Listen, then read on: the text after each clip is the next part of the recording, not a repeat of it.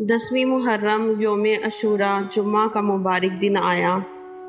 حضرت سیدنا امام علی مقام نے اپنے تمام رفقاء و احباب اور آل نبوت کے ساتھ فجر کے وقت اپنی عمر کی آخری فجر کی نماز باجماعت نہایت ذوق و شوق اور خشوع و خضوع کے ساتھ ادا فرمائی، جس میں قرآن کی آخری تلاوت فرمائی۔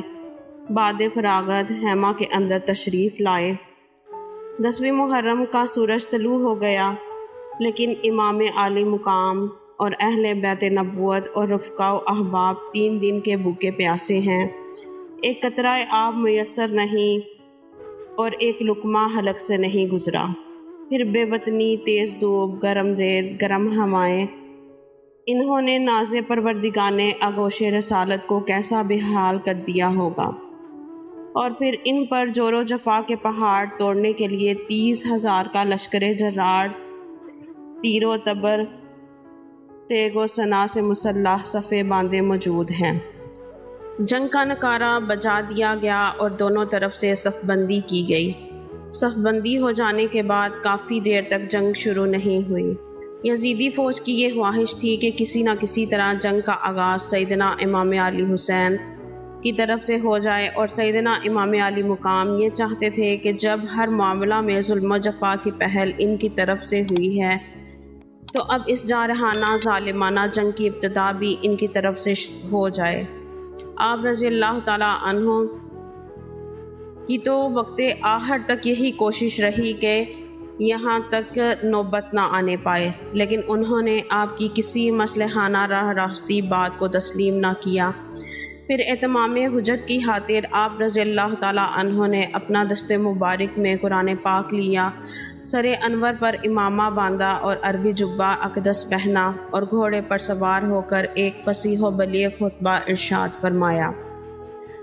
آپ کے اس خطبے کا اثر خر بن یزید الریاحی پر ہوا۔ اب اس نے چاہا کہ کسی طرح فوج یزید کو چھوڑ کر سپاہ حسینی سے جا ملوں، کیونکہ خر کو یقین ہو گیا تھا کہ فوج یزید پر نواسہ رسول کے عظیم دردناک خطبے کا کوئی اثر نہیں ہوا، اور نہ ہی ان دنیا پرستوں نے کسی مصلحانہ بات کو تسلیم کیا ہے۔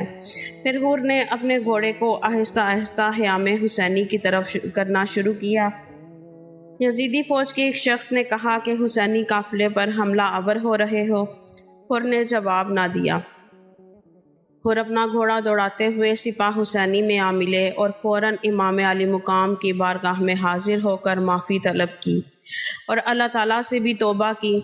پھر خر نے سیدنا امام علی مقام سے عرض کیا، حضور اب مجھے اجازت دیں کہ میں یزیدی قوم سے بطور اتمام حجت راہ راست پر آنے کی دعوت دوں۔ آپ رضی اللہ تعالیٰ عنہ نے فرمایا، تم جو چاہو مجھے منظور ہے، بات کر لو، لیکن مجھے ان پر کچھ اعتبار نہیں رہا۔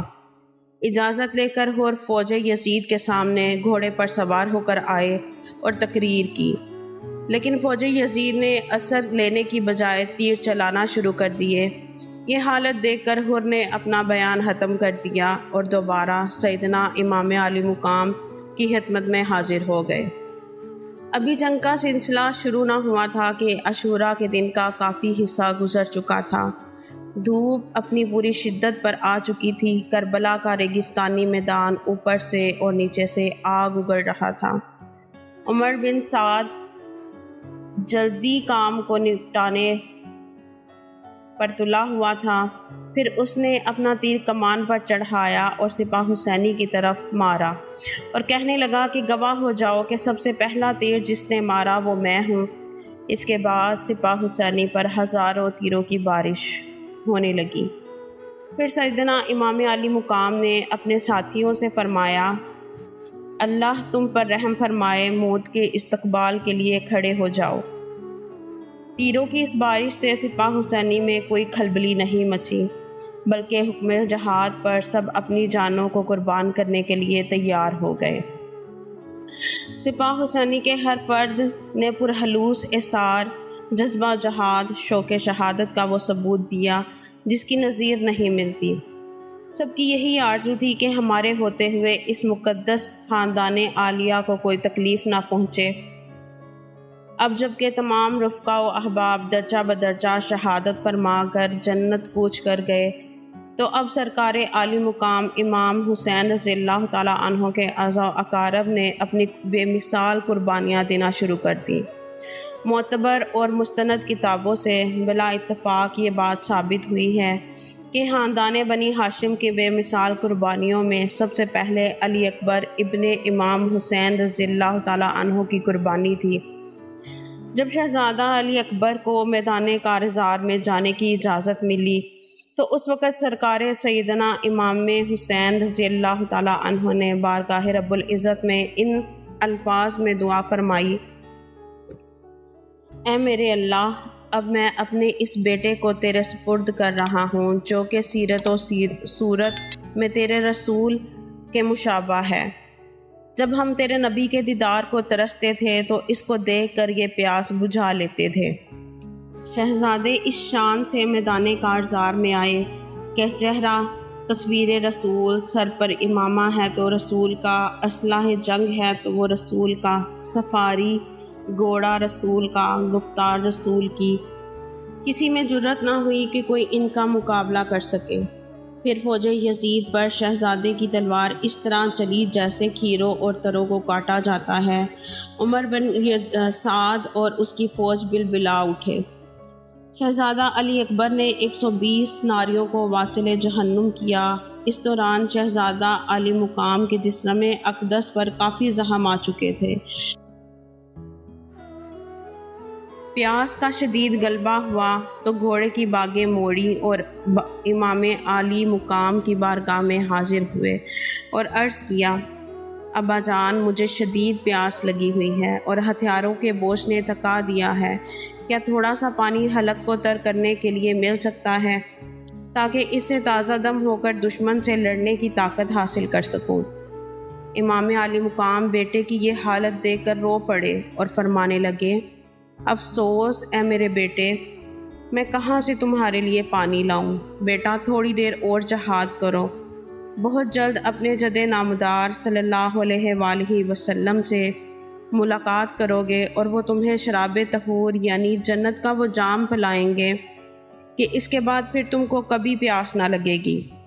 پھر آپ نے فرمایا: اے میرے بیٹے، اپنی زبان میرے منہ میں دے دو اور میرے نانا جان کی نشانی اس چاندی کی انگوٹھی کو چوس لو۔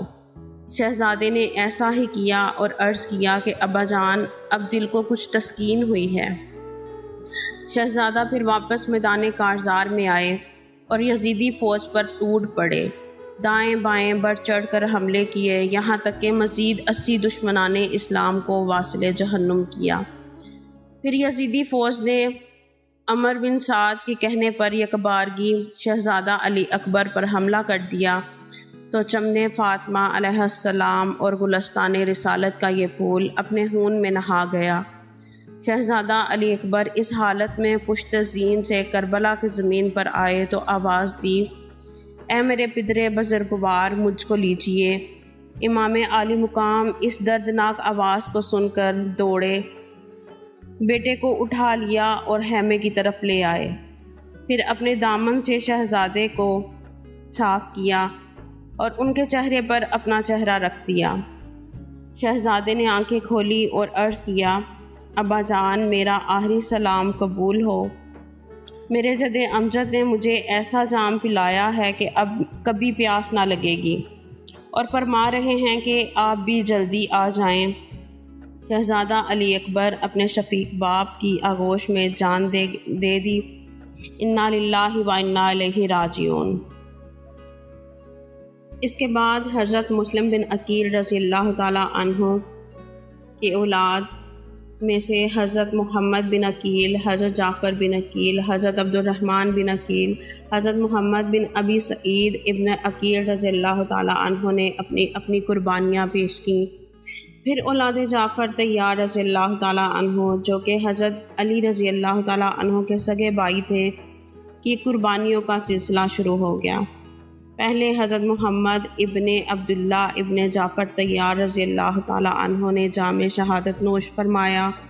پھر حضرت عون ابن عبداللہ ابن جعفر طیار نے شجاعت و بہادری سے مقابلہ کرتے ہوئے 18 دشمنان اسلام کو واصل جہنم کے بعد عبداللہ بن قتبہ طائی کے ہاتھوں جام شہادت نوش فرمایا۔ انا للہ و انا الیہ راجعون۔ امام علی مقام نے ان کی لاش مقدسہ کو بھی اٹھایا اور لاشان مقدسہ کے ساتھ رکھ دیا۔ حضرت زینب رضی اللہ تعالیٰ عنہ نے شکر ادا کیا کہ اے رب العالمین، تو نے زینب کے اس بیٹے کی قربانی کو بھی قبول فرما لیا۔ اب حضرت قاسم رضی اللہ تعالیٰ عنہ شہزادہ امام حسن رضی اللہ تعالیٰ عنہ، جو کہ حضرت امام علی مقام حضرت حسین رضی اللہ تعالیٰ عنہ کے سگے بھائی تھے، نے امام علی مقام سے میدان کارزار میں جانے کی اجازت طلب کی، لیکن حضرت امام حسین رضی اللہ تعالیٰ عنہ اپنے بھائی کی اس عظیم نشانی کو اپنے سے جدا کرنے پر پس و پیش کرتے رہے۔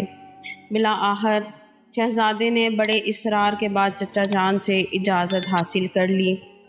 شہزادہ قاسم آخری سلام عرض کر کے میدان کارزار میں کود پڑے۔ یزیدی لشکر آپ کے نورانی چہرے کی تابانی و چمک اور ہیبت کو دیکھ کر بوکھلا گئے۔ آپ نے 70 ناریوں کو واصل جہنم کیا۔ اسی اثناء میں عمر بن سعد ظالم ملعون نے اس قدر زور سے تلوار کا وار کیا کہ شہزادہ قاسم کا سر انور شگافتہ ہو گیا اور بل کھا کر زینے فرش سے منہ کے بل فرش زمین پر گر پڑے۔ آپ نے اپنے چچا بزرگوار کو آواز دی۔ حضرت امام حسین رضی اللہ تعالیٰ عنہ حضرت قاسم کی آواز سن کر دوڑتے ہوئے آئے۔ دیکھا کہ قاتل آپ کے پاس کھڑا ہے۔ آپ نے اسے روکا لیکن وہ باز نہ آیا، الٹا تلوار سے امام علی مقام کو مارنے لگا تو اس کا اپنا ہی ہاتھ کٹ گیا۔ پھر اس نے اپنے ساتھیوں کو مدد کے لیے طلب کیا تو وہ کثرت سے دوڑتے ہوئے آئے۔ گھوڑوں کے پاؤں کے نیچے کچلا گیا اور جہنم رسید ہو گیا۔ حضرت امام حسین رضی اللہ تعالیٰ عنہ شہزادہ کے قریب کھڑے تھے اور شہزادہ قاسم تڑپ رہے تھے۔ اسی اثناء میں شہزادہ قاسم جام شہادت نوش فرما گئے۔ پھر حضرت امام حسین رضی اللہ تعالیٰ عنہ نے لاش مبارک کو اٹھایا اور حیام کے پاس لاشان مقدسہ کے قریب رکھ دیا۔ انا للہ و انا الیہ راجعون۔ پھر حضرت ابوبکر بن امام حسن نے اذن جہاد لے کر میدان کارزار کا رخ کیا اور بڑی شجاعت کے ساتھ یزیدی قوم کا مقابلہ کیا۔ 14 ناریوں کو واصل جہنم کیا۔ بالآخر عبداللہ بن عتبہ الغنوی کی تیر سے درجہ شہادت کو پہنچے۔ اسی طرح قربانیوں کا سلسلہ چلتا رہا اور اولاد علی المرتضیٰ حضرت ابوبکر بن علی، حضرت محمد ابن علی، حضرت عبداللہ، حضرت عثمان، حضرت جعفر ابن علی نے اپنی قربانیاں پیش کی۔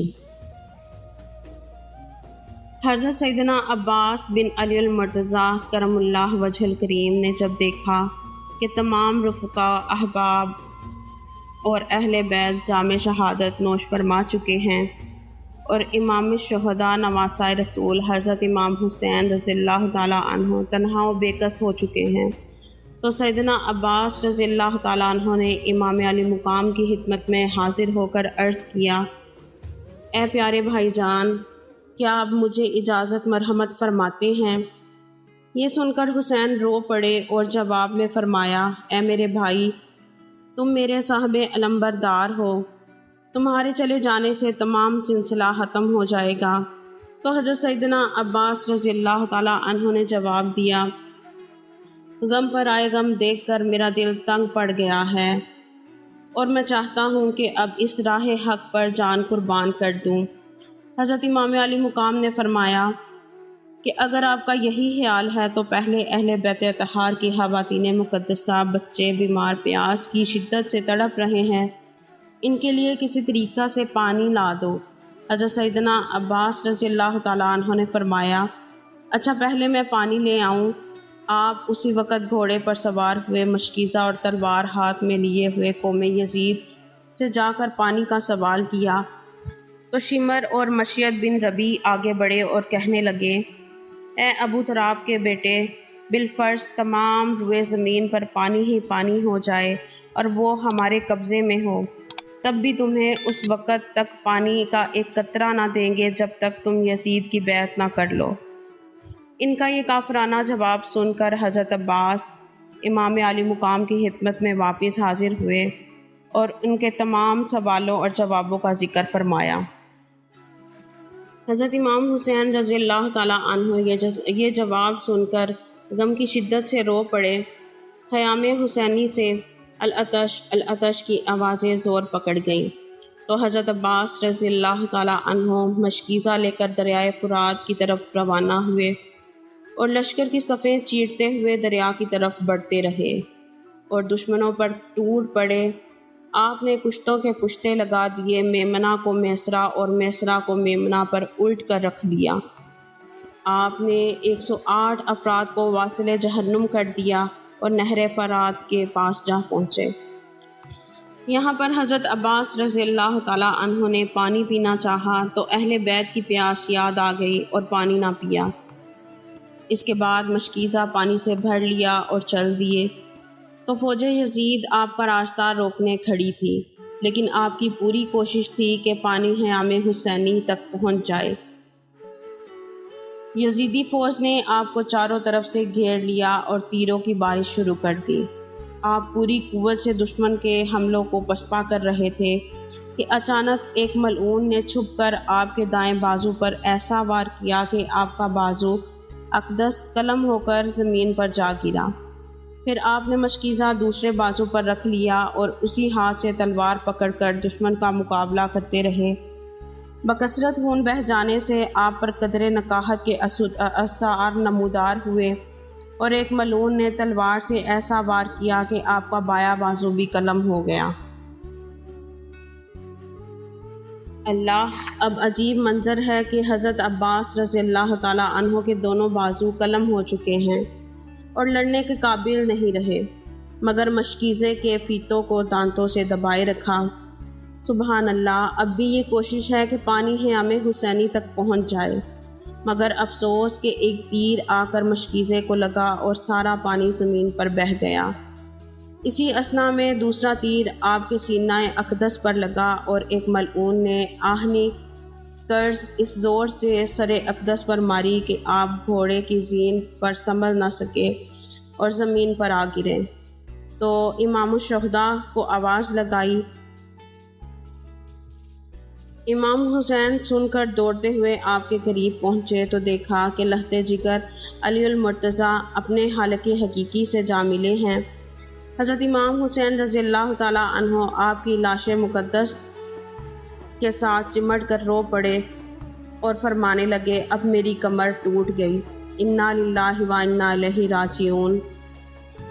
اب اولاد میں سے حضرت علی اصغر چھوٹے تھے، امام علی مقام کو ان سے بہت پیار تھا۔ اس سارے خونی منظر میں کچھ دیر کے بعد خیام میں تشریف لاتے اور فرماتے، اصغر دو۔ آپ رضی اللہ تعالیٰ عنہ ان کو لے کر بوسہ دیتے، پیار کرتے اور پھر واپس چلے جاتے۔ اب حالت یہ تھی کہ نور نظر علی اصغر پیاس کی شدت سے تڑپ رہے تھے۔ ماں کا دودھ بھی خشک ہو چکا تھا، اس ننھے بچے کی زبان پیاس سے باہر آ رہی تھی اور عالم طفلی میں ہاتھ پاؤں مارتے ہیں۔ والدہ نے حضرت امام حسین سے عرض کیا، اس کا صدمہ مجھ سے نہیں دیکھا جاتا، اس کو گود میں لے کر جا کر ظالمانے سنگ دل کو دکھائیں، ہو سکتا ہے اس ننھے بچے کی حالت کو دیکھ کر انہیں رحم آ جائے اور اس کو چند قطرے پانی دے دیں۔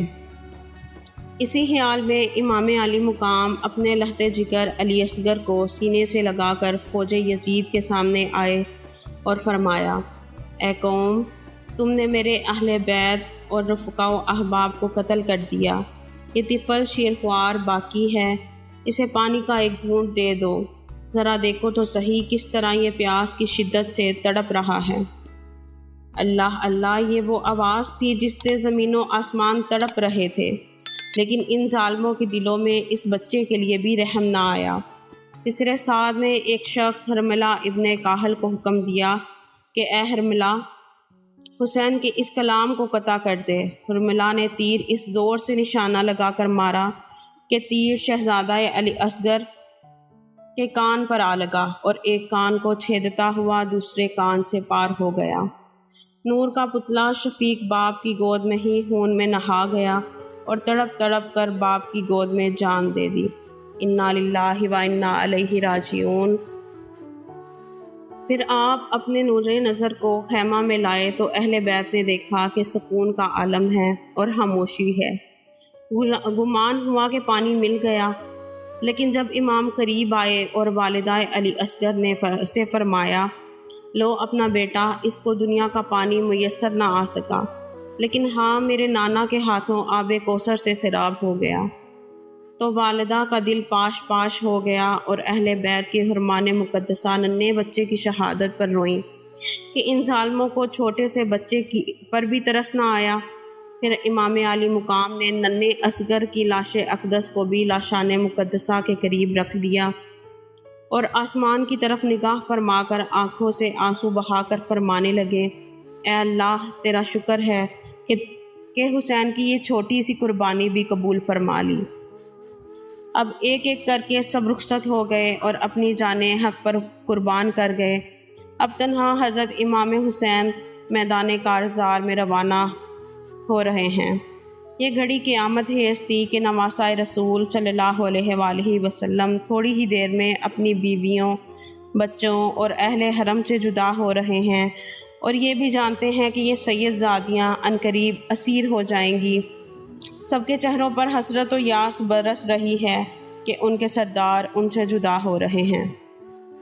پھر امام علی مقام نے اپنی ایک اہلیہ سے فرمایا کہ میرا وہ لباس دو جو میں اوپر کے لباس کے نیچے پہنتا ہوں، جو جسم کے بالکل ساتھ مل جاتا ہے، تاکہ جب میں شہید ہو جاؤں تو ایسا نہ ہو کہ میرا جسم برہنہ ہو۔ حرمات مقدسہ نے یہ لباس پیش کیا تو رو پڑی۔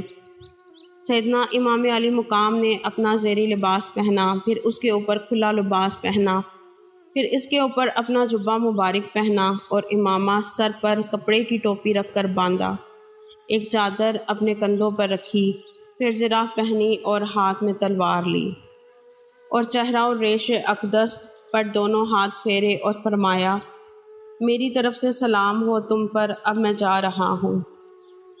سرکار سید الشہداء امام علی مقام حضرت امام حسین رضی اللہ تعالیٰ عنہ جو ہی باہر نکلے تو اپنے گھوڑے پر سوار ہوتے ہی یزیدی فوج کی طرف نکل پڑے اور فرمایا، کوئی ہے جو میرا مقابلہ کرے؟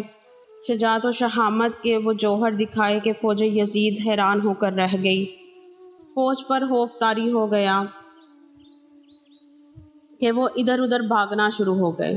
ہر طرف سے آپ پر حملے ہو رہے ہیں، مگر آپ نے ایسے جوابی حملے کیے کہ وہ منتشر ہو کر بھاگنے لگے اور آپ نے سینکڑوں کی تعداد میں ناریوں کو واصل جہنم کیا۔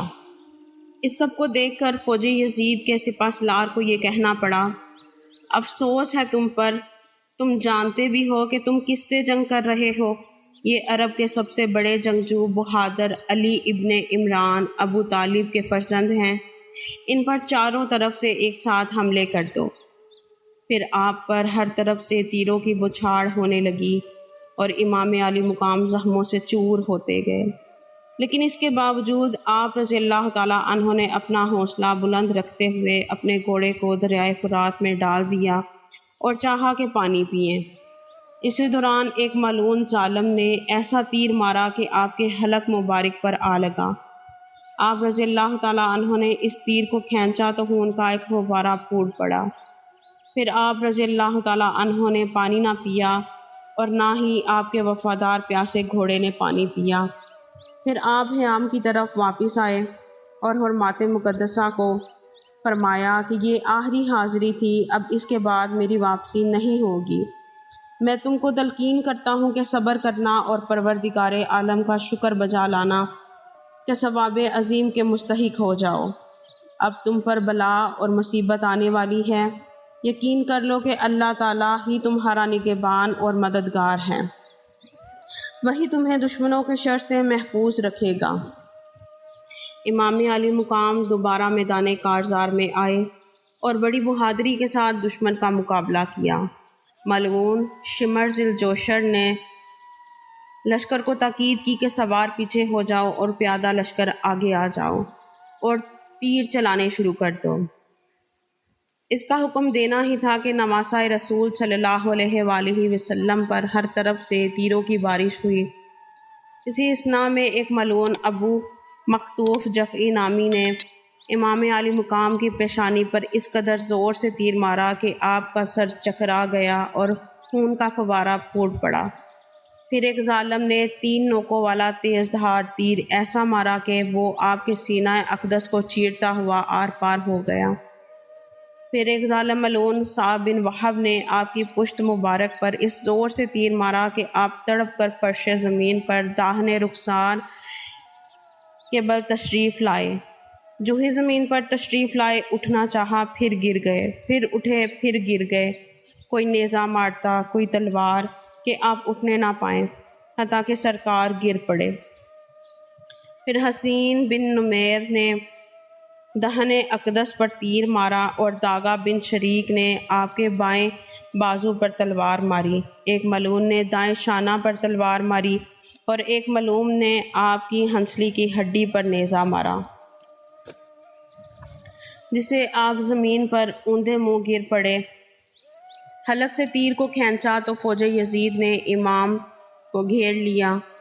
زہم پر زہم کھاتے گئے، مگر پھر بھی امام علی مقام نے زبان اطہر سے قرآن عظیم کی تلاوت فرمائی۔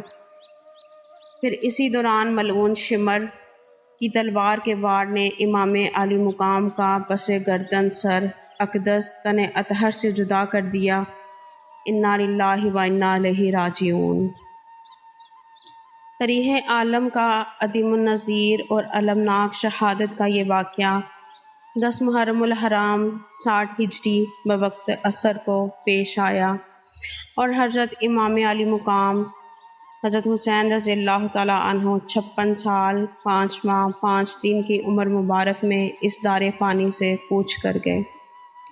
کربلا کے میدان میں ظلم و جفا کی آندھی چلی اور خاتون جنت کا لہراتا ہوا باغ ٹھیک نماز کے وقت کاٹا گیا۔ فرزندان آل رسول صلی اللہ علیہ وآلہ وسلم کے لیے سر سے سردار کا سایہ اٹھا۔ بچے غریب الوطنی میں یتیم ہوئے، بیبیاں بیوہ ہوئیں، مظلوم بچے اور بیبیاں گرفتار ہوئے۔ قتل حسین اصل میں مرگ یزید ہے۔ اسلام زندہ ہوتا ہے ہر کربلا کے بعد۔ جس کو دھوکے سے کوفہ بلایا گیا، جس کے بھائی کو زہر پلایا گیا، جس کا جنت سے جوڑا منگایا گیا، جس نے اپنے نانا کا وعدہ وفا کر دیا، اس حسین ابن حیدر پہ لاکھوں سلام۔